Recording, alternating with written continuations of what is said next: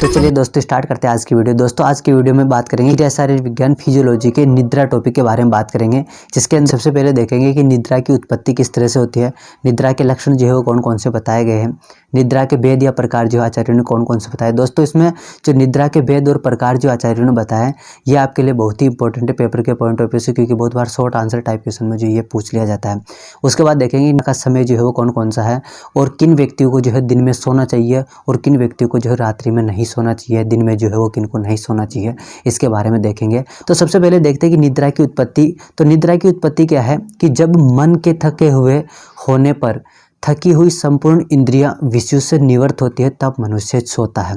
मतलब जब मन अपना कार्य करते हुए थक जाता है और इंद्रियां भी अपना कार्य करते हुए थक जाती है, मतलब मन के साथ साथ शरीर की ज्ञानेंद्रिय है और ज्ञानेंद्रियों के साथ साथ जो कर्मेंद्रिय ये अपना कार्य करते हुए थक जाती है, तो इनके थकने के परिणाम स्वरूप ही जो ये निद्रा की उत्पत्ति होती है। मन और आत्मा वाला जो टॉपिक पढ़ा था तो उसमें अपन ने देखा था कि आत्मा के द्वारा किस तरह से ज्ञान की प्रवृत्ति होती है।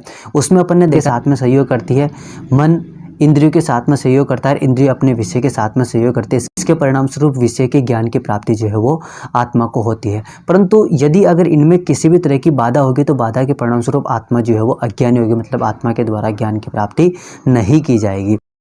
तो जब इंद्रिय थक गई है, मन भी अपना कार्य करते हुए थक गया है, तो इस स्थिति में जो है निद्रा की उत्पत्ति होती है। ज्ञान की उत्पत्ति उस समय होती है जब इंद्रियों के विषयों का इंद्रियों से और इंद्रियों का मन से तथा मन का जो है आत्मा से सहयोग होता है। इस श्रृंखला में यदि मन अपना कार्य न करे तब इंद्रियां भी अपने विषय को ग्रहण न करे, जिनके परिणाम स्वरूप बाह्य उत्तेजना का अभाव हो जाए, उस समय नींद आती है। वही लिखा हुआ है जो मैंने आपको अभी समझाया। और यदि केवल इंद्रिय विषयों से निवृत्त हो परंतु मन न हो तब उस समय जो है सो। तो दोस्तों निद्रा और सोपन इन दोनों में अगर डिफरेंस की बात करें तो डिफरेंस ये है कि निद्रा तो उस समय आती है जब मन और मन के साथ साथ इंद्रियां अपना कार्य में प्रवृत्त नहीं होती, मतलब कि मन और इंद्रियां दोनों थक जाती है, उसके परिणाम स्वरूप जो है निद्रा की उत्पत्ति होती है। लेकिन अगर इसके विपरीत अगर अपन बात करें कि मन अपनी जागृत अवस्था में है, मन जो है वो सोया हुआ नहीं है लेकिन इंद्रियां सोई हुई है, तो उस कंडीशन में मन के द्वारा क्या देखे जाते हैं, सोपन देखे जाते हैं। मतलब सोपन की उत्पत्ति कब होती है, जब मन अपनी जागृत अवस्था में होता है। लेकिन अगर निद्रा की बात करें तो निद्रा की उत्पत्ति कब होगी, जब मन और मन के साथ साथ इंद्रिय जो अपनी सुप्त अवस्था में होगी, उसी कंडीशन में जो निद्रा की उत्पत्ति होगी। निद्रा के लक्षणों की बात करें तो अभाव के कारण का आश्रय लेने वाली चित्तवृत्तियों का नाम निद्रा है, अर्थात मन के द्वारा समस्त विषयों के ग्रहण की क्रिया के परित्याग की वृत्ति का नाम ही निद्रा है। मतलब जब मन के द्वारा जो है वो किसी भी प्रकार की जो भी इंद्रिय ग्रहण का कार्य वो नहीं किया जा रहा है, जब इंद्रिय ग्रहण का कार्य नहीं किया जा रहा है मतलब कि चित्त की जो वृत्तियां हैं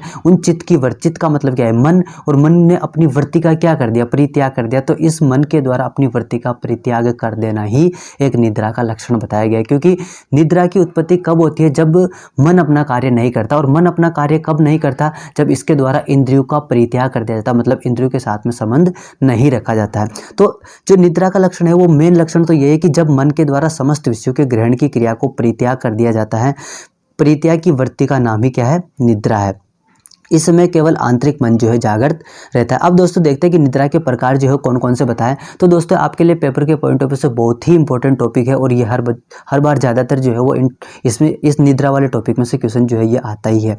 तो इसमें अगर अपन आचार्य चरक के अकॉर्डिंग जो है निद्रा के भेद जो प्रकार बताए उनकी बात करें तो आचार्य चरक ने जो है वो अपनी संहिता में टोटल 7 प्रकार के जो है निद्रा के भेद बताए, जिनमें अगर अपन सबसे पहले भेद की बात करें तो वो है कि तमोभवा। तमोभव का मतलब होता है ऐसी निद्रा जो कि तम गुण से उत्पन्न हो, मतलब कि जब शरीर में तम गुण की वृद्धि होती है, सत्व, रज और तम ये जो 3 गुण होते हैं, इनमें से जब तम गुण की प्रधानता धीरे धीरे शरीर में होती है तो उसके परिणाम स्वरूप उत्पन्न होने वाली जो निद्रा है उसको अपन क्या बोलते हैं, तमोभव। मतलब कि तम के प्रभाव से उत्पन्न होने वाली निद्रा क्या कहलाती है, तमोभवा निद्रा। दूसरी अगर अपन बात करें दूसरी तो वो है श्लेष्म समुद्भवा।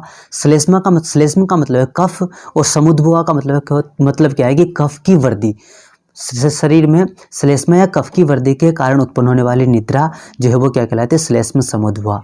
तीसरे नंबर के मन श्रम संभवा। जो मन है वो श्रम का मतलब है कि कार्य करने से क्या हो गया, थक गया, तो मन के कार्य करने से थक जाने के परिणाम स्वरूप संभव होने वाली या उत्पन्न होने वाली जो निद्रा है वो क्या है, मन श्रम संभवा।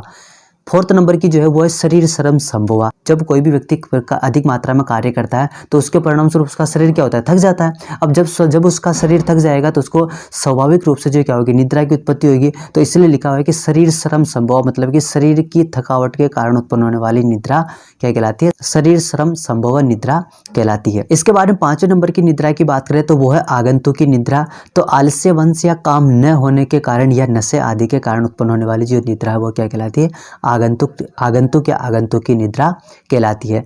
6ठे नंबर के व्याध्य अनुवर्तनी, मतलब व्याधि का मतलब क्या है, व्याधि का मतलब रोग, और रोग के अनुवर्तन के परिणाम स्वरूप मान लो कि किसी व्यक्ति के शरीर में रोग उत्पन्न हो गया। अब अगर बीमारी उत्पन्न होगी तो बीमारी उत्पन्न होने के कारण जो है वो नींद तो उत्पन्न होगी से, मतलब नींद तो आएगी सही। तो रोग के कारण आने वाली जो निद्रा है वो क्या होगी, व्याधि अनुवर्तनी निद्रा। और लास्ट जो आचार्य चरक ने अपनी संहिता में बताई है वो है रात्रि स्वभाव प्रभवा निद्रा, मतलब रात्रि में स्वभाव के कारण, ठीक है, रात्रि में स्वभाव के कारण तम गुण की वृद्धि होती है।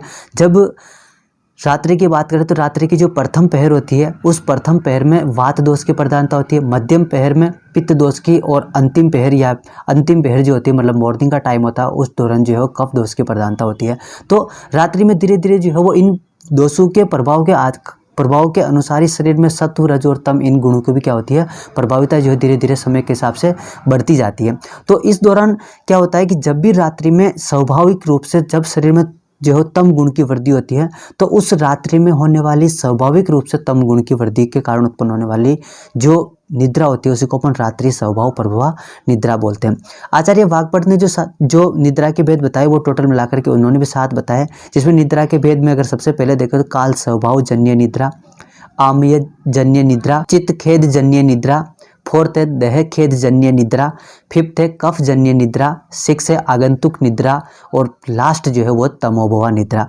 इन सभी निद्राओं की बात करें तो पहले नंबर की जो निद्रा बताई काल स्वभाव जन्य निद्रा, ये शरीर के उपस्तंभ के रूप में कार्य करती है। और शरीर के उपस्तंभ क्या है, उपस्तंभ का मतलब होता है कि आहार, निद्रा और ब्रह्मचर्या। जो आहार, निद्रा और ब्रह्मचर्या बताए ये शरीर के त्रि उपस्तंभ होते हैं। अगर ये तीनों जो है वो शरीर के त्रि उपस्तंभ अपना सम्यक रूप से कार्य करते हैं, ठीक प्रकार से कार्य करते हैं, तो शरीर जो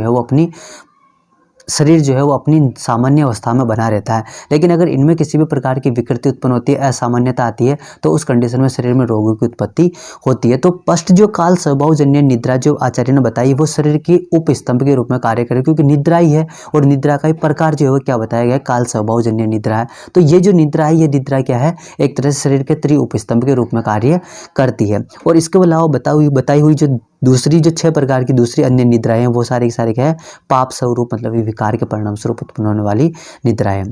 उसके बाद देखते हैं कि निद्रा का समय जो है क्या है, कि रात्रि में जो है जागना नहीं चाहिए और दिन में सोना नहीं चाहिए। बुद्धिमान पुरुष दोनों को दोष कारक समझकर रात्रि में उचित मात्रा में निद्रा का सेवन करना चाहिए। मतलब रात्रि के टाइम जो आपको उचित मात्रा में निद्रा जो है वो लेनी चाहिए।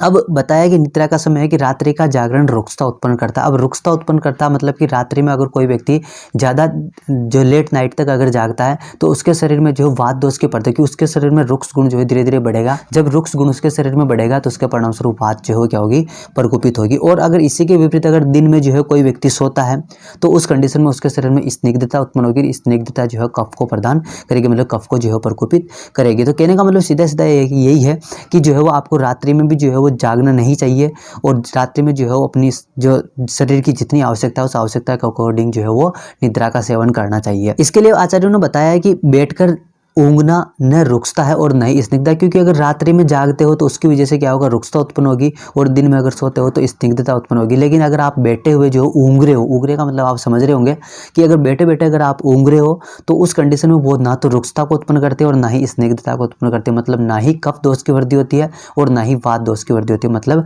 बैठे बैठे ऊँघना जो है शरीर के लिए सही है।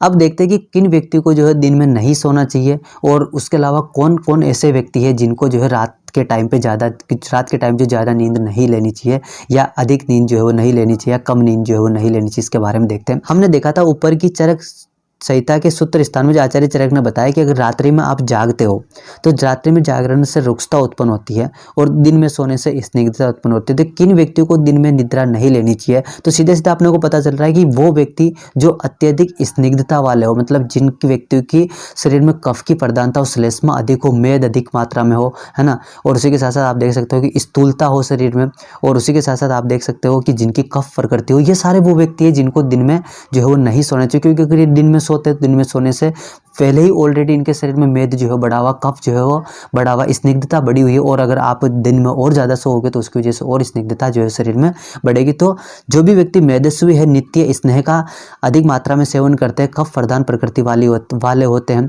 और उसी के साथ साथ कफ के रोगी होने के साथ साथ दूसरी विष से पीड़ित होने वाले व्यक्ति को दिन में निद्रा नहीं लेनी चाहिए। इसके बाद में देखें कि किन व्यक्तियों को रात्रि में कम निद्रा लेनी चाहिए। तो कम निद्रा किनको लेनी चाहिए, क्योंकि अगर रात्रि में कोई व्यक्ति ज़्यादा सोएगा तो उस ज़्यादा सोने से जो है वो क्या होगा, उसके शरीर में स्निग्धता जो है वो बढ़ेगी। तो कफ मेद से पीड़ित और विष पीड़ित व्यक्तियों के लिए जो है रात्रि में जागरण हितकर है। मतलब क्यों, क्योंकि हितकर इसलिए है क्योंकि अगर रात्रि में जो है जागेगा, जागने से उसके शरीर में रुक्षता बढ़ेगी, और रुक्षता बढ़ेगी तो वो रुक्षता उसके शरीर की स्निग्धता को क्या करेगी, खत्म करेगी। अपन का उद्देश्य भी यही होता है कि जो उसके शरीर में स्निग्धता वो खत्म हो जाए। तो जो मोटे व्यक्ति होते हैं, जो स्थूल व्यक्ति होते हैं, जो कफ की प्रधानता वाले व्यक्ति होते हैं, जिनकी प्रकृति कफ प्रकृति होती है, उन व्यक्ति को रात्रि में जो है वो जागना चाहिए। क्योंकि रात्रि में जागने से उनके शरीर में रुक्षता बढ़ेगी, और वो रुक्षता उनकी स्निग्धता जो शरीर की है उसको कम कर देगी। मतलब कि एक तरह से बढ़ते हुए वात के जो गुण हैं वो बढ़े हुए कफ के गुणों को जो है क्या कर देंगे, कम कर देंगे। इसके बाद में देखते हैं कि निद्रा वेग को रोकने से हानि। अगर कोई व्यक्ति निद्रा के वेग को धारण करता है, मतलब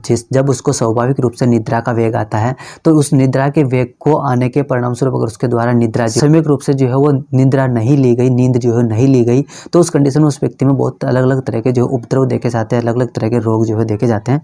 तो उनकी बात करें तो वो है कि निद्रा वेग को रोकने से जम्बाई आना, अंगों में पीड़ा होना, तंद्रा, शिरोरोग, नेत्रों में भारीपन आदि लक्षण जो उत्पन्न होते हैं।